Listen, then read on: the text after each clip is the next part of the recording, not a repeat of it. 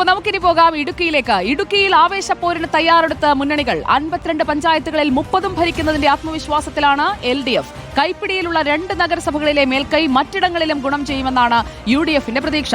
ഇടമലക്കുടി, വട്ടവട പഞ്ചായത്തുകളിലും തൊടുപുഴ നഗരസഭയിലും നില മെച്ചപ്പെടുത്തുകയാണ് NDAയുടെ ലക്ഷ്യം. യൂത്ത് കോൺഗ്രസ് പട്ടിക DCC നേതൃത്വത്തിന് കൈമാറിയിട്ടുണ്ട്. രാഹുൽ സുരേഷ് എത്തുന്നു ഇടുക്കിയിൽ നിന്ന്. Rahul Suresh, good evening. ഇടുക്കിയിൽ നിലവിലത്തെ സാഹചര്യങ്ങളിൽ നിന്ന് എന്തു മാറ്റമായിരിക്കും ഈ തെരഞ്ഞെടുപ്പിലൂടെ ഉണ്ടാവുക? വാശിയിലാണോ മുന്നണികൾ?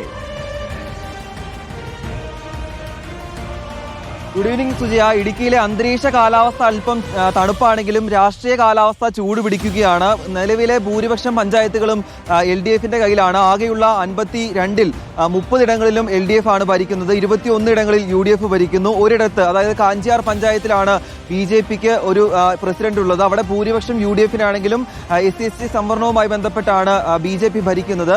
മറ്റിടങ്ങളിലേക്ക് പോവുകയാണെങ്കിൽ ജില്ലാ പഞ്ചായത്തിൽ 16-ൽ 10 ഇടങ്ങളിലും LDF ആണ്, 6 ഇടങ്ങളിൽ UDF ആണ് ഉള്ളത്. ഇനി ബ്ലോക്ക് പഞ്ചായത്തിലേക്ക് വരികയാണെങ്കിൽ 4 ഇടങ്ങളിൽ LDFും 4 ഇടങ്ങളിൽ UDFുമാണുള്ളത്. ഈക്വലാണ് അവിടുത്തെ കാര്യങ്ങൾ. ഇനി 2 നഗരസഭകളാണുള്ളത്, കട്ടപ്പനയും അതോടൊപ്പം തന്നെ തൊടുപുഴയും. തൊടുപുഴയിൽ അടുത്ത കാലം വരെ UDFനായിരുന്നു മേൽക്കൈയെങ്കിൽ 2 തവണയുണ്ടായ അവിശ്വാസ പ്രമേയത്തിലൂടെ LDFും UDFും മാറി ഭരണത്തിൽ വരുന്ന കാര്യം നമ്മൾ കണ്ടു.